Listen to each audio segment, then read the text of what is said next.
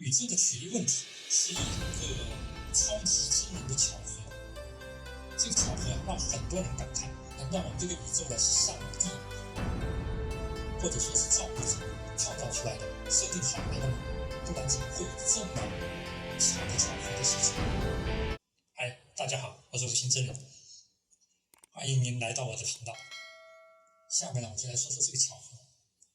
这个巧合呢，就是为什么我们这个宇宙是这么样的平坦？那你呢，可能是觉得很奇怪，我们形容平面，我们才不用平坦来形容。例如桌面是平的，地面是平的，这个平坦呢都是形容二维的平面。但是宇宙是一个三维的空间，为什么我们还可以用平坦来形容这个宇宙的空间呢？其实这个宇宙的平坦与否呢，跟宇宙的曲率呢有关。那什么又是宇宙的曲率呢？这是一个非常有趣的话题。在大多数情况下，我们普遍认为空间是固定不变的。但其实情况并不是这样。我们刚才提到，我们的宇宙呢，来源于起点的大爆炸，一直在不断的膨胀。那么遥远的星系呢，离开我们的速度呢越来越快，这就是因为大爆炸的原因，让星系呢离我们越来越远。但是科学家所说的宇宙的膨胀，和我们的理解呢大相径庭。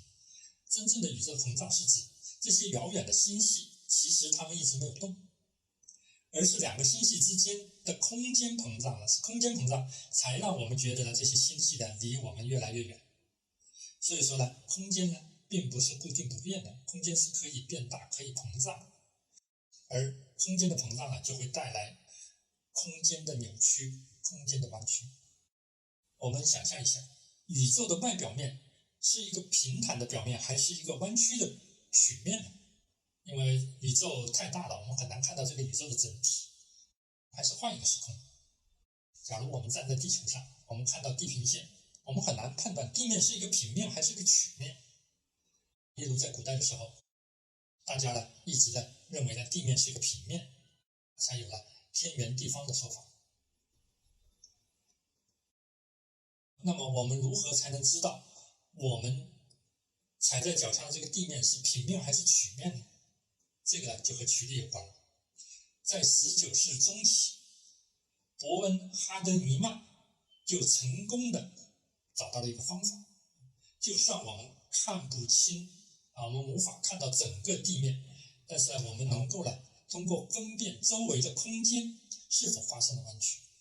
这个方法呢，我们在小学时候就知道，三角形的这个内角相加呢是180度，这个呢就是代表了这个平面呢是一个平坦的结构。这个呢也被称为了零曲率的一个空间。而当我们把一张纸弯曲，我们向内弯曲的时候，那么呢我们得出来的这个三角形的内角的和呢就小于180度。这个空间呢就称为了开放的空间，也被称为了负曲率的空间。当我们把这张纸向外弯曲的时候，我们看到的这个三角形呢，它的内角和呢就会大于180度。这个呢就被称为了闭合结构，也被称为了正曲率的空间。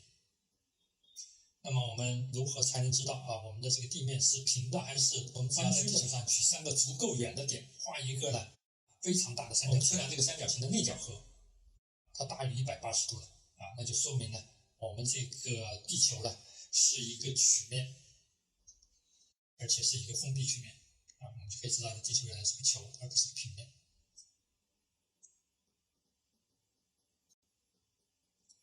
这也就是说呢，我们通过测量了2维平面上的这个三角形的内角和，我们就能够判断整个几何结构呢是不是平坦的还是弯曲的。而这个方法呢，同样适用于整个宇宙的空间。那么如何才能知道这个宇宙的这个空间是弯曲的还是平面的呢？因为我们根本看不到整个宇宙的全貌，我们怎么样来判断这个曲率呢？正是因为有了微波背景辐射图，这样我们就能构造一个足够大的一个三角形，而且可以很精确的计算它内角和，这样呢我们就能知道宇宙的曲率。于是呢，科学家呢就利用这个宇宙微波背景辐射图，形成了一个完美的超大尺度的三角形。而且呢，科学家们呢还能够相当高的精度算出内角之和。最后呢，通过计算发现这个三角形的内角和刚好是180度，误差仅为4,000,000,000。这也就是说呢，整个宇宙呢是一个非常平坦的平面，曲率非常接近于零。可是这就是问题的关键，一个膨胀的宇宙怎么会这样平呢？这实在是太奇怪了。因为哪怕在大爆炸的时候，我们这个宇宙有丝毫的一丁点的弯曲，那么随着138亿年的膨胀，这个细小的弯曲都会被无限放大。这个就好像你射击的时候，你的枪口在开始的时候稍微偏一点，而到了最后就会越来越偏，也就是我们所说差之毫厘，谬之千里。而这种曲率的放大对宇宙来说是非常之致命的。那有多致命呢？那么根据起点大爆炸的这个理论，在大爆炸之前，如果宇宙的曲率哪怕偏离了1亿分之一，这个呢都已经没办法用数字说了，就是小数点后面15个零这么小，一点点的弯曲。那么由于宇宙大爆炸迅速的膨胀，大概只需要1秒钟，这个这么小的曲率就会瞬间的放大，整个宇宙会在1秒钟之内不是被撕裂就是要坍脱。所以说这就说明了宇宙在大爆炸之前，我们这个宇宙的曲率无限接近于零，就是说宇宙是一个平到令人发指的这么样的一个平面，一个绝对的平面。而这样绝对的平面很多科学家是想不通，这个绝对的平面难道是造物主设定的吗？这个问题一直以来一直困扰着大家，直到暴胀理论的出现。暴胀理论说了，并不是在大爆炸之前宇宙的曲率无限接近于零，而是暴涨得太快了。不管原始的宇宙的曲率是100、1000、10000，由于瞬间的暴涨，空间的曲率会立刻被拉到无限接近于零。这不是巧合，这是必然发生的事情。好了，通过以上的讲解我们知道，我们发现了宇宙微波背景辐射图，让我们对宇宙起源的探索进了一大步。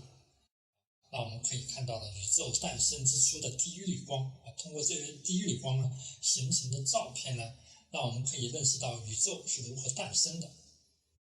而暴涨理论的出现解决了暴涨之前宇宙曲率的问题，不然原始宇宙这个曲率无限接近于零这样的巧合连科学家也要相信造物主的存在。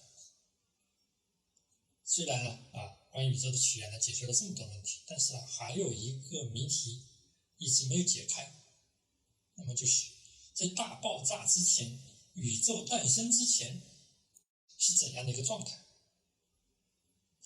既然宇宙诞生于起点大爆炸，那么在这之前就应当是一个起点。那么起点又是怎样的一个状态？科学家已经认证了起点是一个温度极其高、密度极其大、无限小的一个点。那么这里的无限小怎么理解呢？目前为止，人类可以观测到的宇宙有930亿光年，这是人类可以观测到的极限，那就说明宇宙比这还要大。而人类发现最小的粒子夸克，直径呢大约是10的负80方米，这么小。按道理呢，那么无限小的起点呢，应当比夸克还要小。我们想想，930亿光年的这么一个宇宙，起源于比夸克还小的这么一个点，这么多物质来源于那么小的一个点。我们看到的整个星空啊，银河系，在整个宇宙都已经是沧海一粟。那么地球太阳在整个宇宙几乎可以忽略不计。这么大的物质啊，这个宇宙的这些所有的东西，起源于比一个夸克还小的点。如果存在造物主的话，我想造物主也想象不到要用这么极端的方式来创造宇宙吧。起点呢，到底是怎样的一个存在呢？这个问题呢，比如说人类想破脑的，就是神呢也都要绞尽脑汁啊。老子说道：“有物混成仙，天地生，萧何辽河，独立而不改，可以为天地母。吾谓之其名，字之曰道。”这一段呢，关于宇宙诞生之前，那老子这里呢，仅仅就说了萧何辽河，独立而不改这么几个字。这几个字呢，大家都认识，但是呢，我们很难明白这几个字说的是什么意思。我们只知道了，在138亿年前呢，宇宙诞生之前，这个世界上什么东西都不存在，没有时间，没有空间，但却有一个呢，密度无限大，温度无限高，体积无限小的一个点。这个点呢，叫做起点。难道老子说的道的秘密就隐藏在这个起点里面吗？我们下一期视频呢，就继续看看是否呢能揭开起点的这个神秘的面纱。感谢大家的收看。如果您对我说的这个话题还感兴趣的话呢，欢迎您订阅关注。我是吴新正，我们下一期再见。